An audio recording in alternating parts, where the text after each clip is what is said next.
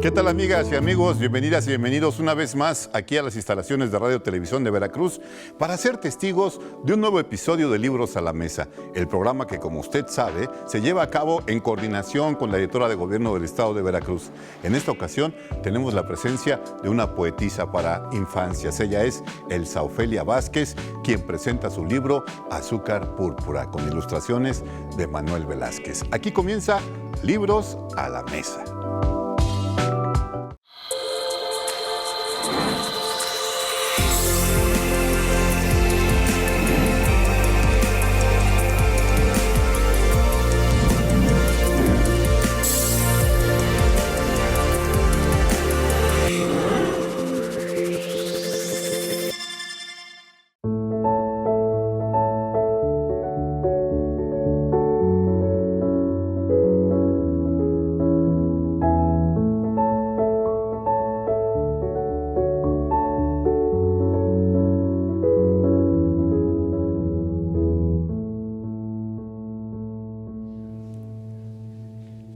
Así es, pues, eres mar que encendió mi razón, eres las manos que tocan el violín, que rompen las olas con un calcetín. Este es el poema Enmielada, que es parte de este libro Azúcar Púrpura de Elsa Ofelia. Elsa Ofelia, bienvenida. Muchas gracias. Oye, ¿de verdad crees que es imposible vivir sin poesía? Definitivamente. ¿Sí? Y creo que más en esta época. Estos poemas que son para niños, me he dado cuenta mucho que los niños ya no tienen el mismo nivel de imaginación que antes. Ajá. Increíble, pero he trabajado con muchos, les he puesto ese trabajo constante con la imaginación que te da la poesía, aparte de acercarte emocionalmente a muchos sentimientos. Y los niños están muy enfocados en otras cosas, como que esa parte de imaginar cosas que no existen, ya no la tienen tanto. Esa parte subjetiva que no tiene que ver con lo concreto, ¿no? Claro, ajá. Oye, ¿y por qué escribir un libro? ¿Por qué atreverte a hacer un libro bilingüe, además? Bilingüe, claro. Eso fue a raíz de que conocí al maestro Juan Hernández, ajá, que es poeta nahualteco, claro. Y nos empezamos a llevar muy bien. Y mi admiración a él, a su poesía, a la manera de defender la lengua, que finalmente creo que es la lengua de todos, me dio esa idea de hacerlo en una lengua náhuatl. Y así surgió.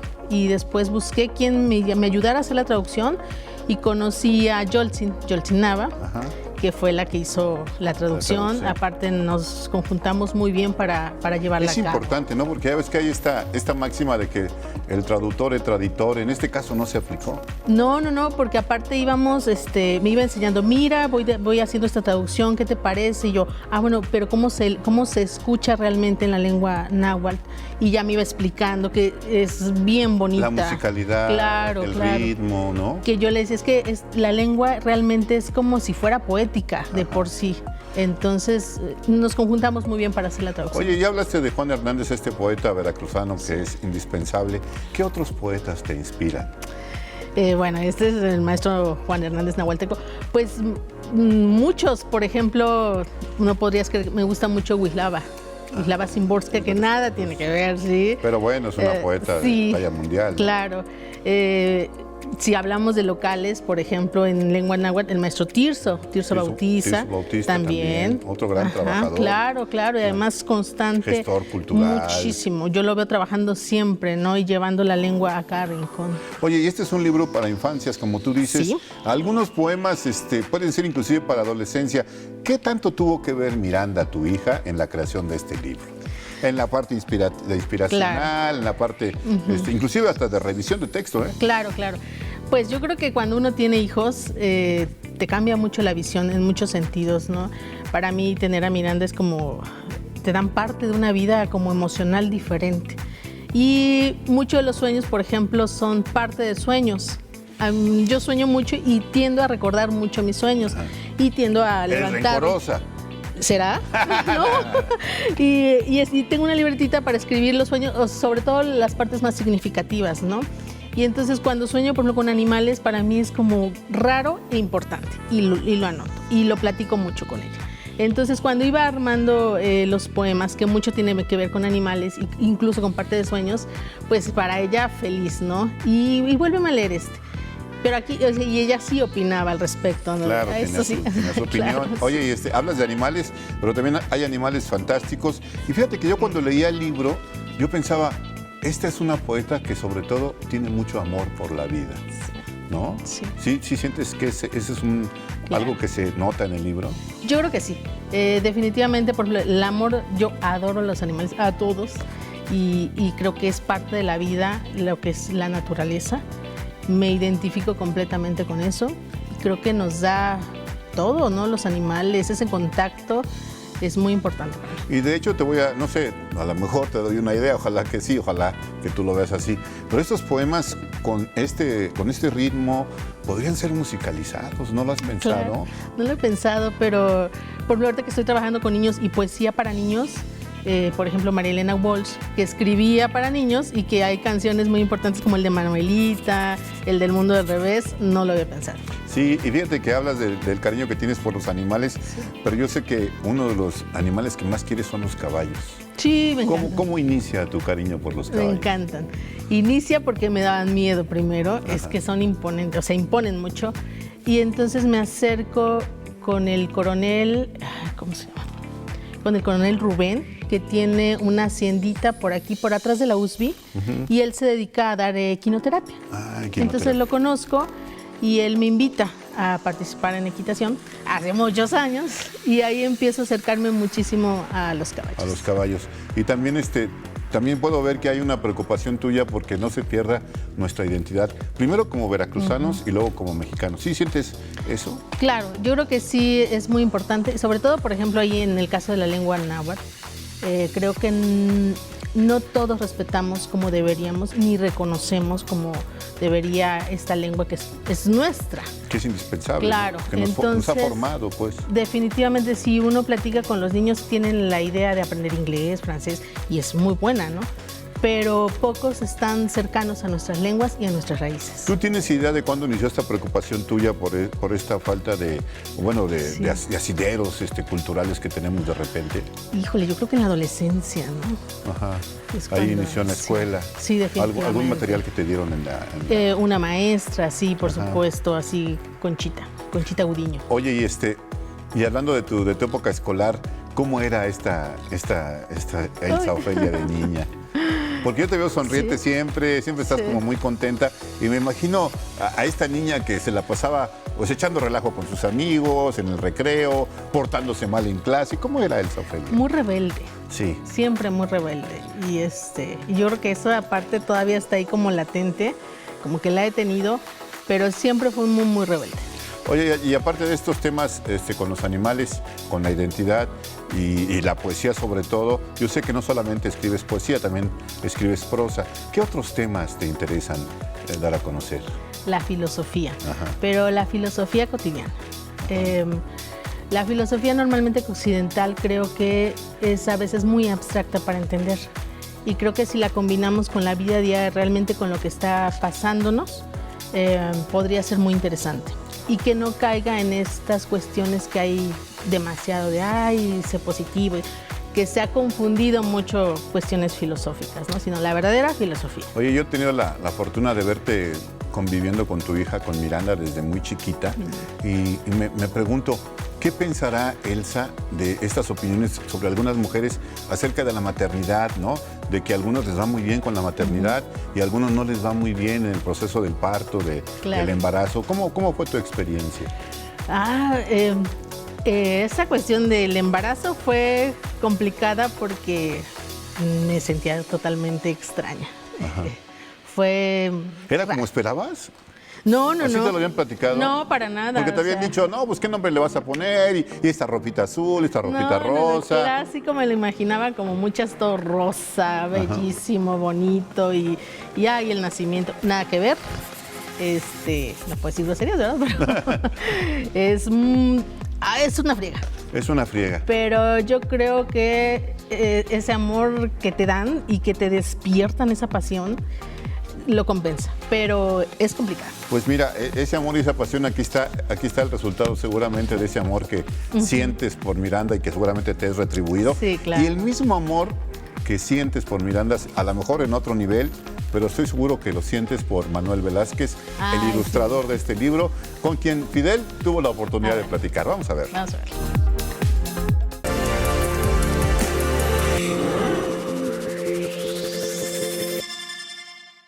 ¿Qué tal, amigas y amigos de Libros a la Mesa? Estamos aquí en Flavia, este lugar único en nuestra ciudad, y no solamente en nuestra ciudad, en nuestro país, para hablar con el ilustrador de este libro de poesía de Elsa Ofelia Vázquez, Azúcar Púrpura. Manuel Velázquez, hola. Gracias por recibirnos en este espacio. No, al contrario, gracias por la invitación y gracias a tu auditorio por escucharnos. Oye, quería preguntarte, tú siempre has estado interesado en las capacidades tridimensionales de la pintura. ¿Qué hallas en la ilustración que es muy atractivo para ti? Bueno, la ilustración en particular me permite abordar un tipo de lenguaje que para mí es interesante, rescatar algunas imágenes de la tradición popular, rescatar algunas imágenes de la imaginería popular, pero además acercarme a un tipo de público que no va frecuentemente a las galerías.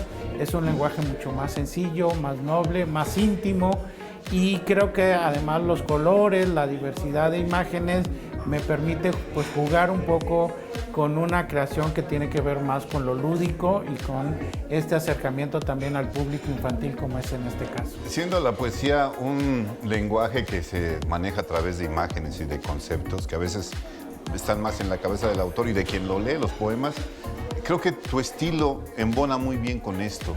¿Estás de acuerdo con que eso puede ser?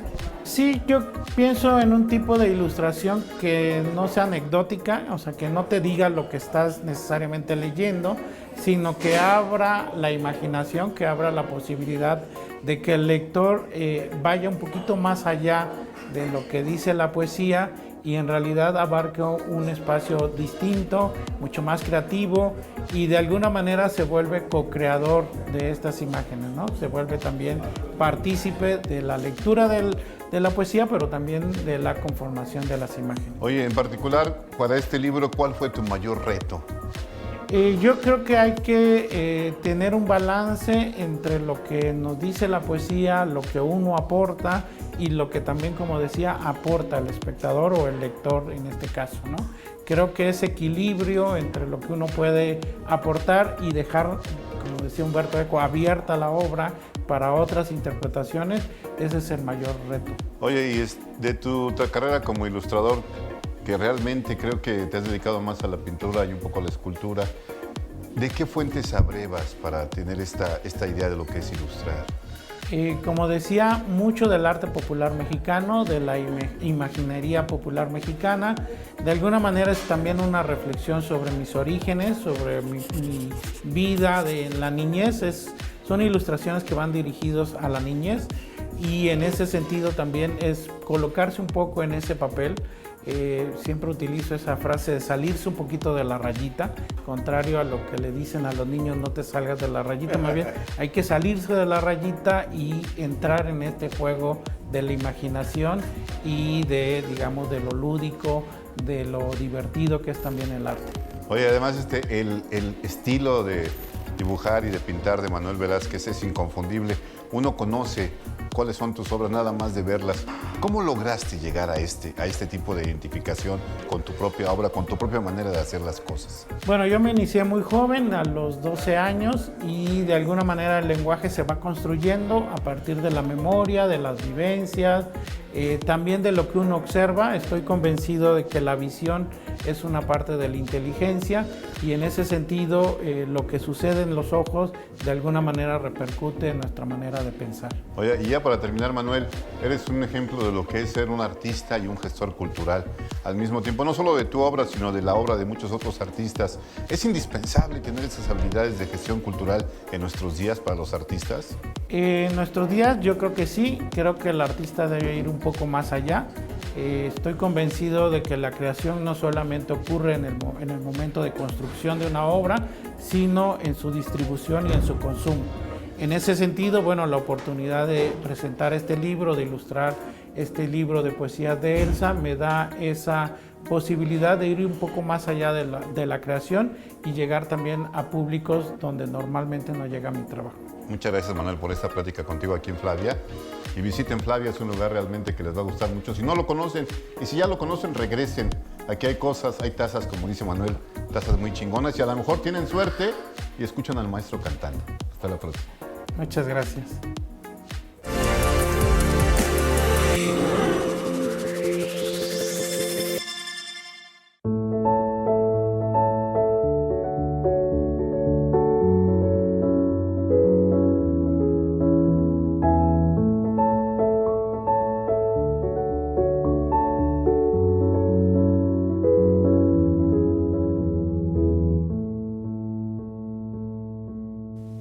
Pues nunca menciono a Fidel cuando hace las entrevistas y se me olvidó que la entrevista a Manuel la había hecho yo. Oye, Manuel Velázquez es un artista indispensable. No, ya es un Él ícono. no es veracruzano de nacimiento, pero es veracruzano de formación.